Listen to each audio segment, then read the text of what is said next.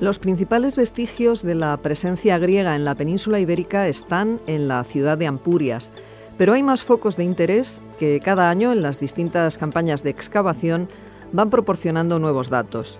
Estos datos permiten a los arqueólogos y a los historiadores de la antigüedad ir elaborando una imagen cada vez más clara y completa de la colonización griega en Occidente.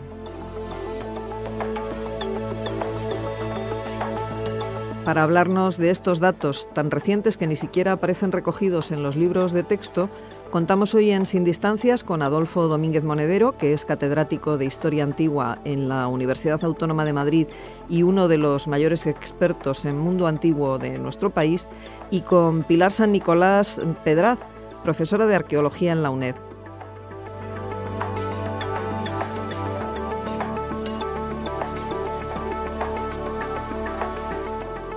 Buenos días a todos los oyentes y en especial a los alumnos de Historia de la Cultura Material del Mundo Clásico de la UNED.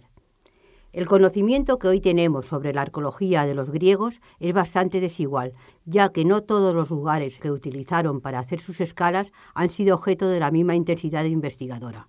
Y, aunque existen antiguos testimonios escritos de algunos de ellos, es difícil saber con certeza a qué localidad corresponden.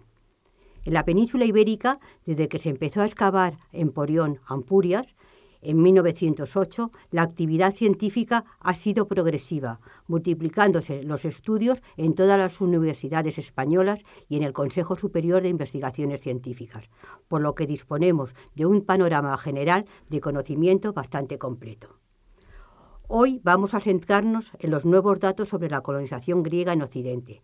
Para ello, contamos con la colaboración del doctor don Adolfo Domínguez Monedero, catedrático de Historia Antigua de la Universidad Autónoma de Madrid y uno de los mayores y reconocidos especialistas sobre el mundo griego. Para introducir el tema, tenemos que tener en cuenta que, según las fuentes literarias, fueron sobre todo los griegos de Focea los que visitaron y se establecieron en la península ibérica. Entonces, Adolfo, ¿puedes decirnos cuál ha sido el hallazgo griego más novedoso que se ha producido en estos últimos años en la península ibérica? Sí, buenos días en primer lugar a Pilar y a todos los oyentes. Bueno, la verdad es que ha habido, depende de qué es lo que valore cada uno, pero hallazgos importantes, pues las nuevas excavaciones en Ampurias, que han aportado nuevos datos sobre la ciudad, nuevos hallazgos en Huelva, también de gran interés, sobre todo por su antigüedad. No sé, el panorama es muy amplio, pero yo destacaría esto, no uno, dos, los nuevos hallazgos de Huelva y los nuevos hallazgos en Ampurias. Para mí esos serían los más importantes. En el resto de la península ibérica, sin tener en cuenta Ampurias, de la que hablaremos después, ¿cuáles han sido los más importantes? Pues mira, efectivamente, luego hablaremos de Ampurias. Y en Huelva, vamos a empezar por Huelva. Bueno, en Huelva hace unos pocos años se hicieron unas excavaciones y han aparecido por vez primera, no solo en la península ibérica, sino en todo el occidente mediterráneo, cerámicas griegas de origen eubeo, en su mayor parte, que remontan al siglo IX a.C. Esto es un dato muy importante, porque, ya digo, en todo el occidente mediterráneo, hasta este momento, no teníamos cerámicas de tanta antigüedad. Bueno, Huelva está en el Atlántico, un poco es una manera de entenderlos, en todo el occidente del mundo antiguo. Son unas cuantas cerámicas de origen eubeo, unos platos de semicírculos colgantes, que bueno, los especialistas saben que es un tipo de producción muy específica de eubea, que se pueden datar con bastante comodidad a finales del siglo IX, y otras cerámicas de principios del VIII. Como digo, son las más antiguas que hasta ahora hemos encontrado, y esto suscita interesantes problemas. Vuelve a replantear la cuestión de si estos objetos los traen los fenicios, que es lo que hasta ahora se había pensado, que las cerámicas griegas las traen los fenicios, pero yo creo que se puede empezar a plantear con este y con otros argumentos, puesto que ya hay análisis también de tradiciones literarias, que los griegos, los eubеos en concreto, pueden haber también intervenido en un comercio digamos, no en competición con los fenicios, sino junto con los fenicios. En el centro del Mediterráneo, la primera colonia griega, Pitecusas, tiene una presencia muy importante de elementos orientales. Es decir, sabemos que los fenicios y los griegos de Eubea están colaborando en sus labores comerciales y coloniales en el siglo VIII. Estos hallazgos probablemente permitan elevar esa colaboración hasta el siglo IX. Independientemente si aceptamos que sean fenicios o son griegos, los que los traen, el hecho interesante, y además desde el punto de vista cronológico muy importante, es esta presencia de materiales. Y en la misma Huelva, siglos después, para el siglo VI a.C., ya para finales del VII, esta cronología de época arcaica, tenemos algunos datos realmente interesantes. Por ejemplo, por vez primera, había ya algún indicio de escritura griega en Huelva, pero por vez primera podemos tener constancia de que hay griegos residiendo en Huelva. Esto ya no queda duda. Muchos lo creíamos desde hace mucho tiempo, ¿no? Pero hoy no cabe duda de que había griegos residiendo en Huelva. ¿Por qué lo sabemos? Porque han aparecido dos cerámicas fabricadas localmente en Huelva, son cerámicas de Huelva, no son importaciones, son cerámicas grises locales, y en dos de ellas han aparecido sendos grafitos griegos, que además son muy interesantes. Uno es una dedicatoria a la diosa Nike, a esta diosa de la victoria, y otro es otra dedicatoria a la diosa Hestia, la diosa griega del hogar, escritos por griegos, insisto, sobre cerámicas indígenas, lo cual demuestra fuera de dudas que allí hay ya griegos residiendo.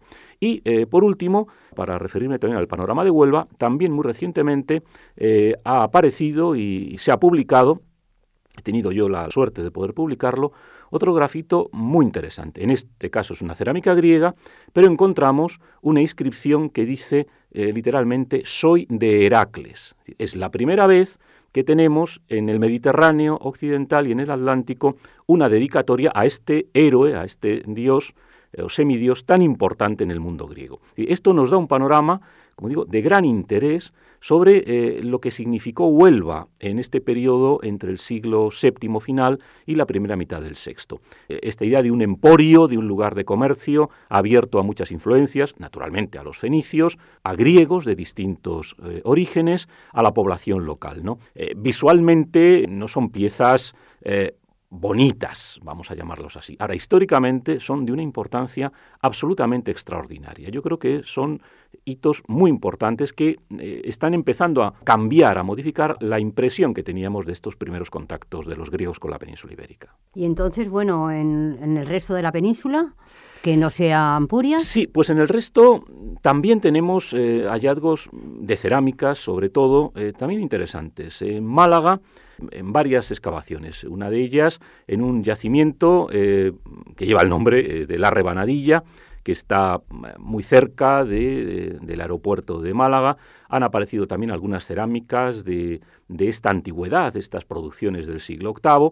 Y en la ciudad de Málaga, aprovechando varias excavaciones en el casco antiguo, en el casco histórico de Málaga, al hacer el Museo Picasso, muy cerca de la catedral, en la calle del Cister, han aparecido, junto con estructuras de tipo fenicio y demás, evidentemente, han aparecido una colección importante también de cerámicas griegas, que de alguna forma vienen a confirmar de esta datación más reciente, finales del VII, primera mitad del VI, ¿no? Que vienen a confirmar cómo los griegos están utilizando, es algo que de alguna forma es lógico, lo que pasa es que a veces se tiene la idea de pensar que fenicios y griegos están siempre peleándose. Bueno, a veces se pelean, las guerras púnicas, es la guerra de Cartago con Roma, hay conflictos, pero no tenemos que pensar que en la historia todo el mundo está peleándose continuamente, ¿no? Entonces, estos hallazgos nos plantean más que la posibilidad de que los griegos que están navegando, que están en último término llegando hasta la zona de Huelva, están utilizando los puertos fenicios, están allí descargando sus productos, sus artículos e intercambiándolos. Y un panorama parecido también encontramos en otro yacimiento, en la costa alicantina, en La Fonteta, en Guardamar del Segura, en la desembocadura del río Segura, donde también ha aparecido una importante colección de cerámica griega, de esta cronología, siglo VI, pero también algunas piezas anteriores, ¿no?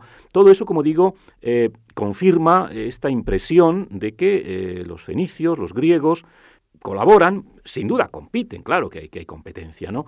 Pero que están utilizando, están aprovechando las facilidades portuarias, comerciales, que unos y otros están poniendo en marcha, ¿no? Por lo tanto, insisto, desde un punto de vista histórico, no estamos hablando aquí de piezas de gran valor artístico. Hay alguna que tiene su cierto valor artístico, ¿no?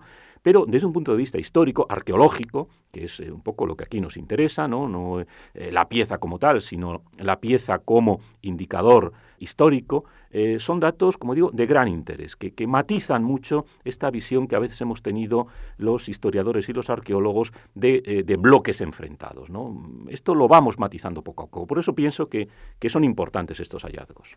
Entonces, en Ampurias, ¿qué es lo nuevo que hemos encontrado? Pues en Ampurias hay bastantes novedades. Se excavó hace unos cuantos años en San Martín de Ampurias, lo que sabemos por las fuentes que era la Palayápolis, y allí pudimos ver, se ha podido ver, bueno, evidentemente los investigadores del Museo de Arqueología de Cataluña, se ha podido ver cómo va surgiendo poco a poco este emporion. Emporion en griego es un lugar de comercio, ¿no?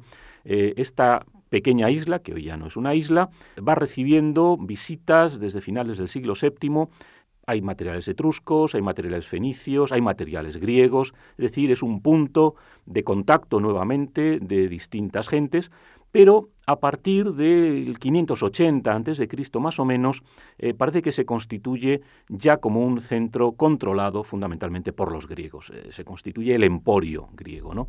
Un emporio en el que hay una importante presencia de Masalia, de Marsella. Tú lo has dicho antes en la introducción, los griegos que visitan el occidente mediterráneo son básicamente griegos de Focea. Masalia es una fundación focea y parece que Masalia es la responsable del establecimiento de este emporio. Y si abandonamos la Palayápolis, San Martín de Ampurias, y pasamos a lo que se ha venido a llamar la Neápolis, que es la zona que hoy se puede visitar, el conjunto arqueológico de Ampurias, visitable, y además desde aquí recomiendo encarecidamente a nuestros oyentes que lo visiten o que vayan exprofeso, o si esta primavera, este verano van a la Costa Brava, que no pierdan la oportunidad de visitarlo. Allí hay bastantes novedades, muy rápidamente. Por ejemplo, se ha encontrado un santuario arcaico de principios, poco más allá de principios del siglo VI. Se han encontrado el cierre septentrional de la muralla de la ciudad. Se han encontrado nuevas necrópolis que aportan nuevos datos. Es un panorama que poco a poco vamos cubriendo.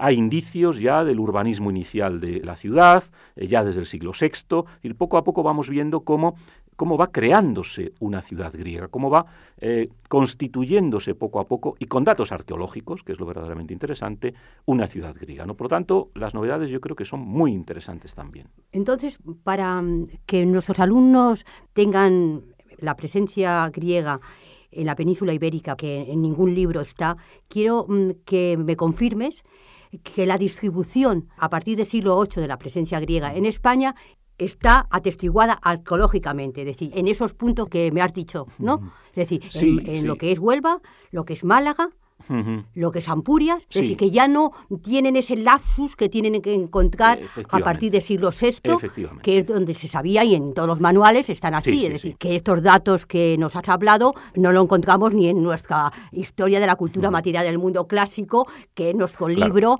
de hace dos años. Sí, entonces, efectivamente, son cosas muy nuevas. Ese lapsus ya se ha... Sí, ya se va cerrando. Materiales griegos, insisto, la interpretación está todavía en saber quién los trae, pero ya digo, yo creo que ya va habiendo indicios para cubrir un poco este lapso. Sí, de esa presencia. Esto no es el Mediterráneo central, aquí la presencia griega no es tan intensa, pero efectivamente los griegos, algunos ocasionalmente, seguramente viajaban también hasta... Es decir, que ya nuestros alumnos no se tienen que ir a Emporión a partir del siglo VI, sino a partir del siglo VII, ya podemos remontar, con estos indígenas y con esos etruscos. Sin duda. Y yo creo que poco a poco iremos cubriendo el hueco. Pues es fenomenal, Adolfo. Después de estas interesantes observaciones sobre los hallazgos griegos más recientes en la península ibérica, nos despedimos de todos ustedes agradeciendo al doctor Domingo Monedero, gran especialista del mundo griego, que lo quiero reseñar. Gracias, Adolfo, por tu colaboración, y para todos ustedes, buenos días. Buenos días, gracias.